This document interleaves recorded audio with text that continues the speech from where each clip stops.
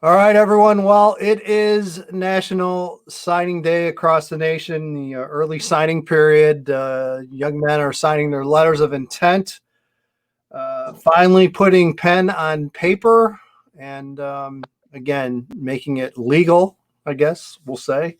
And one of the young men I'm really happy for and excited for him and his family, Ryan Keeler joining us. And again, just someone that Ryan, I think you were in eighth grade or freshman year when I first got to see you. And when I told you we were going to do this, you said, wow, man, has time flown by? And it has, yet it hasn't with all this COVID stuff that's gone on. It's been really kind of strange.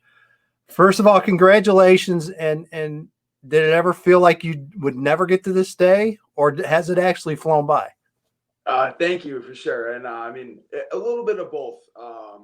At first, like freshman and sophomore year and junior year, I was thinking signing day is super far away. But now, then COVID hit, and then we're basically here. So I would say that came up on me pretty fast.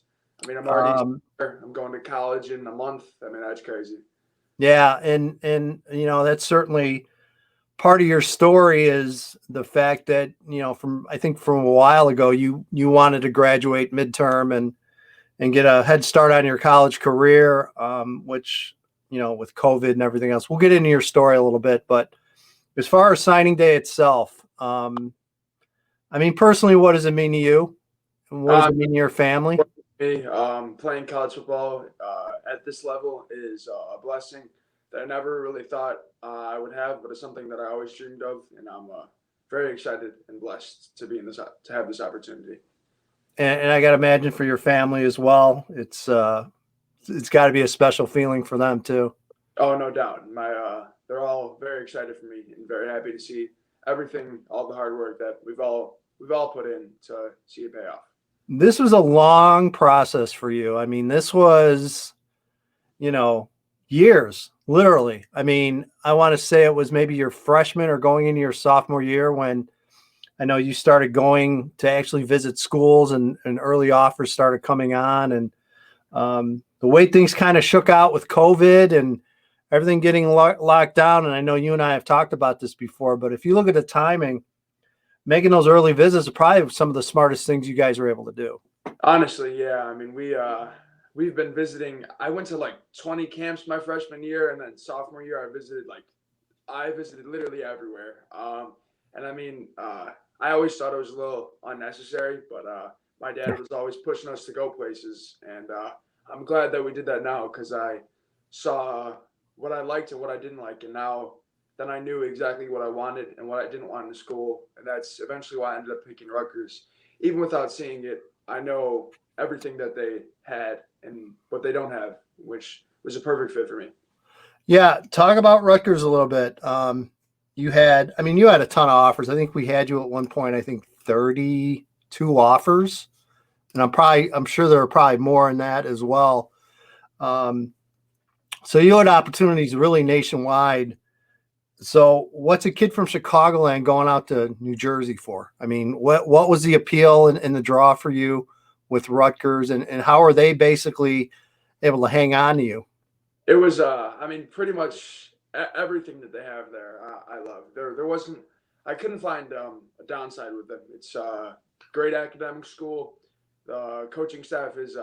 I really always wanted a family atmosphere, and I really get that from Coach Ciano. They talk. That's one of their sayings. Forget about me. I love you, family. They always talk about that. And they preach that, and I could really tell. Like this past weekend, Coach Ciano was crying after they won. And I could really tell that he's really here for the kids. The scheme, what they run on the defense, just how tight the team is. It was really just like how Naz was. So that's something that I wanted. You mentioned, not visiting and no official visits. And is that part of the bummer with all this with COVID that you didn't get the big hoopla and the big official visit and, eating prime rib weekend and all that stuff? Was that a big part of the kind of the negative side of this? Yeah, I was pretty sad. I was really excited to take my official visits. It's it's a cool experience. Not many kids get to have that experience, and I was going to be able to have it. And I mean, I was just really looking forward to them. And then I thought I actually had a few visits scheduled in June. Right. And then they closed the dead period again, and then again, and then again. I was like, all right, I'm forgetting about it now. But I mean, like we were talking about earlier, I was grateful enough to go on visits early. So I mean, I really got a lot of what I wanted to see back then. So yeah. East Coast, Big Ten. I got to imagine. I mean, was getting away from here always part of the plan for you in the bigger scheme? If you looked at it, did you always want to get away from home? kind of, yeah. I mean, I've always wanted to expand my horizons, meet new people. Like, I never really wanted to stay in Illinois. I mean, part of everything in recruiting is based off of relationships, and almost everything in the world is based off of that. So the more people you know, the more relationships you have, the better you'll be off in life. And that's what I'm going to get when I'm going out to the East Coast like that. It's pretty far away from home, and that's kind of what I wanted. And we talk all the time how different personality wise you are from your older brother, and you're you're one of those more vocal guys out there for this Rutgers recruiting class, and there really hasn't been any kind of a pipeline from Chicagoland out to Rutgers, but I got a feeling that staff is gonna look to you a little bit to hopefully get that going, I would think. Yeah, I mean, we've got our first 2022 commit from Rashad Rochelle. Yep. From Illinois. Honestly, really didn't talk to him that much before. I mean, I knew of him just because Right. he's from this area. But no, we're definitely hitting Illinois harder. We're looking at we're seriously evaluating a lot of prospects in this area. So, which is good. We've got a lot of talent over here. And actually, before me, the first guy we got from Illinois also went to Naz. So that was pretty funny. Yeah. There you go. I mean, you look at your story. There's a couple things I want to touch on. First of all, when was the point? And when you were younger, there was a lot of talk that, well, he might end up playing offensive line. He's got the length and the frame and the size, and you heard all of it. We've talked about it, but it seemed like you got to a certain point where you said, "Nah, this is not going to happen. I'm a D lineman. I'm going to make sure everything in my power that I'm showing everything I can do as a D lineman." And you put a ton of work in.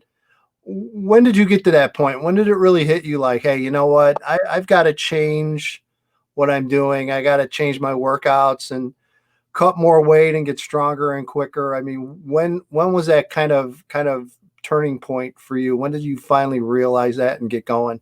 Yeah, I mean, like people were always like recruiting me as a defensive end, but they would always say like maybe offensive line, maybe offensive tackle, and I was like, all right, whatever, like maybe. But then like after my junior season, like people were like actually like coming in and like actually trying to actively recruit me as offensive line, and then actually you guys rivals ranked me as offensive tackle. Oh, okay, this is out of hand now. So then I was like, all right, I got to make a change. So then I just completely changed my body, and that was the best thing I could have did. What I really liked about when it came to workouts and what you were able to do and improve is, I mean, I saw you everywhere. I mean, you've worked with different trainers, you worked with different groups, and you did that consistently. It wasn't like, you were playing one against the other. You went and got experience from different people. Was that always a part of the plan for you? And what was the advantage of doing that? For sure. That wasn't necessarily always a part of the plan, but I was always looking for somewhere to go, looking to get better. And I mean, obviously different trainers teach different things, but someone is really good at one thing. And if they're really good at teaching this and I take that back to my game, and I've done that with a bunch of different trainers, that'll help me in the long run. So my dad would always say that, like he's really good at this, so learn all about that. So that's eventually what we ended up doing.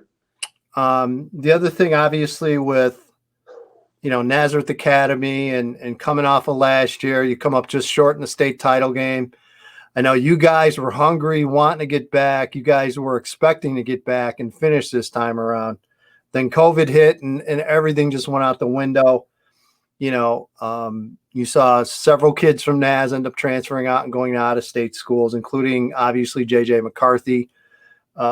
You ended up a little bit different of a path. You stayed here, but because as we talked about, you wanted to graduate midterm, which you wouldn't have been able to do at NAS. You ended up transferring out and finishing your high school online. I mean, how disappointing in the big picture is that for you? I mean, and I know you're getting together with your NAS buddies and you guys are going to have a party tomorrow night and celebrate, which is terrific.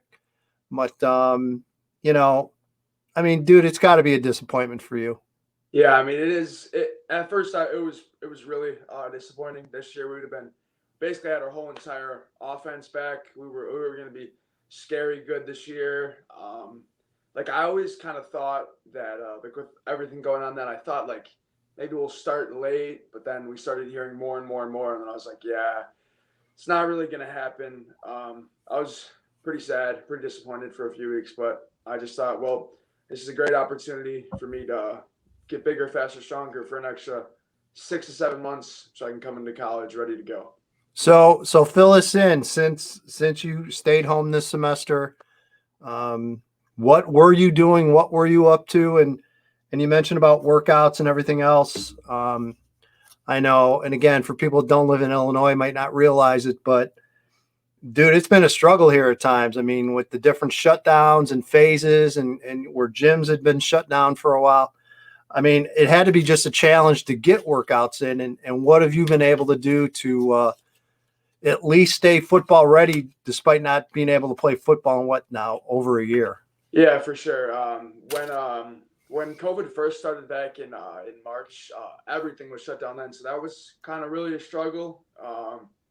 I've got like a little set of dumbbells and a bench at home, so I did stuff with that. I would like go on runs, just try to do body weight exercises to keep myself in shape. And then everything opened back up. I was very excited and happy to get back in the gym. But ever since June or July, the gyms have been not the commercial gyms, but the gyms I work out at, like private gyms. So they would stay open. We would just have like 3 to 4 guys in at a time. So that was never really a problem for me. So how have you been able to improve? What have you kind of focused on? And if it's hard to imagine, but maybe this time off could end up being an advantage for you, because I know a lot of kids have gotten a lot better shape now than they would have if they didn't have that time off. For sure. I've been focusing on improving my body and improving my speed, because if people are projecting me to play offensive tackle, well, then that means one, I'm slow and I'm sloppy. So that's what I had to do. So my speed has definitely improved tremendously. And obviously I'm still I worked a lot of my strength too. So I kind of work out in phases. Right now I'm working on hypertrophy. So that's more of like just putting on mass and size. And then a few weeks ago I was really pushing on the strength. So I think it's definitely helping like that, than rather trying to just do everything at once, because then it doesn't really work out like that. So walk us through it. You sign your letter, then you're basically heading out to Rutgers. So when do you leave and when do you report for Rutgers? January, or the weekend of January 16th. So that's a month from now. Get into classes right away. You'll be a college student. You'll go from being a homeschool college student to probably sitting in a dorm somewhere college student. But yeah. I mean, does that blow your mind just a little bit when you think about it, where you're going from high school to college and like that? Yeah, I was thinking about that the other day. It's pretty crazy. Like high school really does fly. No one ever believes you when they tell you that, but yeah, I believe it now. I was just a freshman, and now I'm 4 weeks away from going off to college, and I'm about to sign my scholarship, my letter of intent. So I mean, it's crazy. Yeah, honestly. One last thing, and again, I appreciate you taking time as always. A lot of kids out there. Recruiting's been really rough this year, especially for the seniors, but looking at your process and what you've been through and how you've handled it, what advice would you give younger kids out there when it comes to recruiting? Maybe 1 or 2 things you see them maybe not doing right or doing wrong, or, just some thoughts of what maybe kids should maybe focus on going into the process. The number one thing that helped me when I was younger was I went to like 40 college camps, and that was the best thing I ever could have done. If you have the size and measurables as a younger kid and you can play, go show a coach that, and it'll really help you out. And for the linemen, a lot of people like to bulk up and put on a lot of weight, and I really don't think that's necessary. Like if you're an offensive lineman, you really shouldn't be over 275. In college, they'll get you up to 300 the right way. A lot of big things with college coaches is they'll say he's too slow or he can't bend. And if you're lighter, you won't have that issue. You'll be able to bend at the hips. You'll be faster. And then the same with the defensive lineman. If you're bigger, they'll project you to offensive line. So that's my piece of advice. No, hey, it's, again, you knew what you had to do. You went out and did it, and you proved everyone wrong. And just looking forward to seeing how your career progresses at Rutgers. Yes, you're going to make me watch Rutgers football, which I'll gladly do. I definitely will be keeping tabs of you. And just again, thanks. I mean, you've been so much fun to deal with over the years. I mean, you're a riot. You're a lot of fun. And again, I think everyone really in Chicagoland is wishing you the best out at Easton Jersey. So again, dude, congratulations. And I know I'll see you before you leave, but go get them. Okay. Yes, sir. Thank you. All right.